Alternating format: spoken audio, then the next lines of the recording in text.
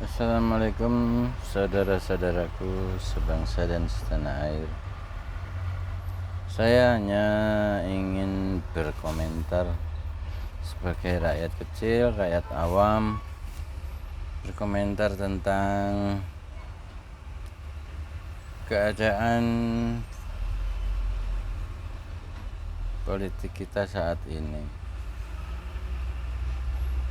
dengan tema orang awam berkomentar.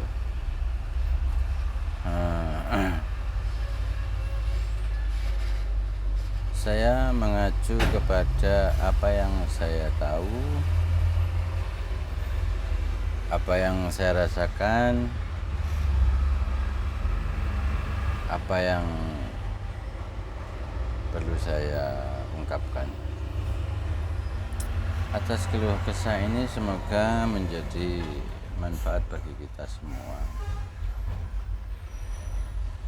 sebagai acuan untuk berpikir, memilih calon pemimpin kita. Saya langsung saja tentang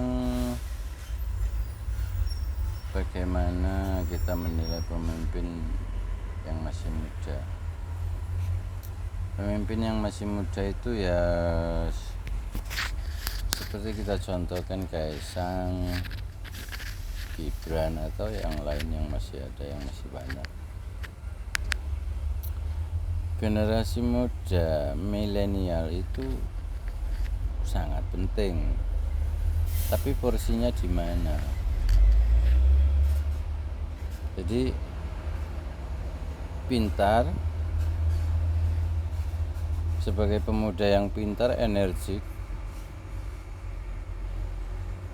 matang. Usia di bawah 40 tahun itu kenapa orang dahulu menginginkan usia 40? Bukan menginginkan,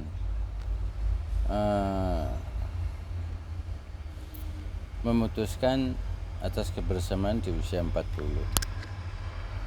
Karena usia 40 itu kalau beracuan kepada Nabi Muhammad itu di usia 40 itu usia matang. Jadi kalau belum matang memimpin itu apa jadinya? Lah, pintar belum tentu matang, matang belum tentu pintar. Tapi kalau matang, dia akan mengerti kalau saya nggak pintar, ini bukan porsi saya nggak perlu untuk memutuskan. Tapi kalau pintar belum matang memutuskan, belum tentu sesuai hati nurani atau pendapat ya.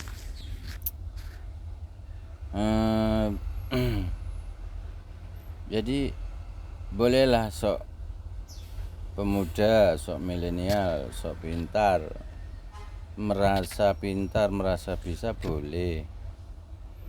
Tapi hormati juga kami. Lah, sebagai Mahkamah Konstitusi itu mempunyai ciri khas tentang hikmah kebijaksanaan. Jadi mereka memilih Gibran itu bijaksana, tapi intisari bijaksana itu kan hikmah. Hikmahnya apa kalau kalian memutuskan Gibran usia sekian boleh? Lah, kalau usia sekian itu boleh, hikmahnya kebijaksanaan sebagai Mahkamah Konstitusi itu apa? Kalian ditaruh di situ supaya pemimpin kami itu tidak asal memimpin. Jadi saya sangat tidak setuju dengan keputusan Mahkamah Konstitusi. Saya merasa mereka sudah berbau mesum. Karena apa? Tidak punya hikmah kebijaksanaan. Kalau mereka punya intisari bijaksana, boleh muda, milenial, tapi nggak pas untuk memimpin negara. Ini negara, memimpin orang banyak. Nah, kalau kalian bijaksana, intisarinya bijaksana, kalian ambil di tengah. Gibran nggak jadi wakil presiden bisa makan kok. Masih banyak pemimpin yang pantas. Lah, kalau Barang nggak pantas kok dipaksakan pantas. Saya rasa Mahkamah Konstitusi yang tidak mempunyai hikmah kebijaksanaan, tolong jangan paksakan untuk memimpin seorang bocah itu belum cukup umur memimpin negeri. Ini bukan RT, bukan mainan Tamiya yang boleh milenial. Porsinya di mana? Ini pemimpin. Walaupun sudah matang ya sabarlah, nanti kan juga bisa rakyat memilih kok. Tuh, namanya juga rakyat memilih. Ya kalau kalian memaksakan silakan. Jadikan mereka presiden atau wakil presiden itu silahkan. Yang jelas kami nggak mau milih orang yang tidak matang, sangat memalukan.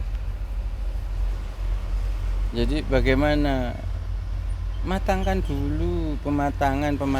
Aduh, makne.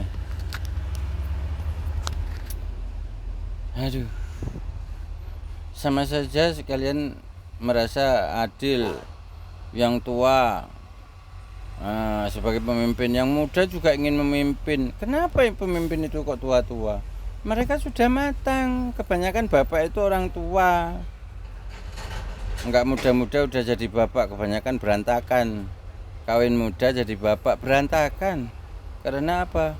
Belum cukup umur, belum matang. Rata-rata itu gembos di tengah jalan, kadang di depan jalan udah gembos.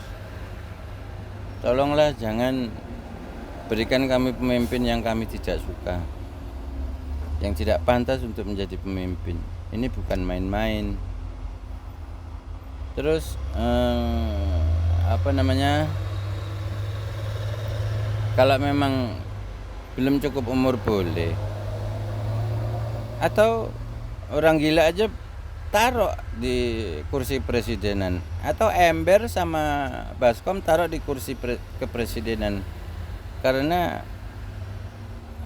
saya banyak dengar selentingan yang bekerja itu sistemnya sudah suruh berjalan. Orang gila taruh aja di situ, atau baskom ember taruh di kursi presiden. Buat apa? Cuma saya mau milih jadi bingung. Pilih Pak Ganjar berbau PDI, pilih Prabowo juga bau PDI, Gibran, Kaisang, Pak Mahfud juga bau PDI. Mau pilih Pak Anies sudah bau Pak Muhaimin yang notabene juga bau PDI. Mau pilih siapa? Mau pilih AHY nggak ikut mencalonkan presiden. Kalau AHY mencalonkan presiden, malah saya ingin memilih AHY. Dia muda dan saya rasa sudah matang,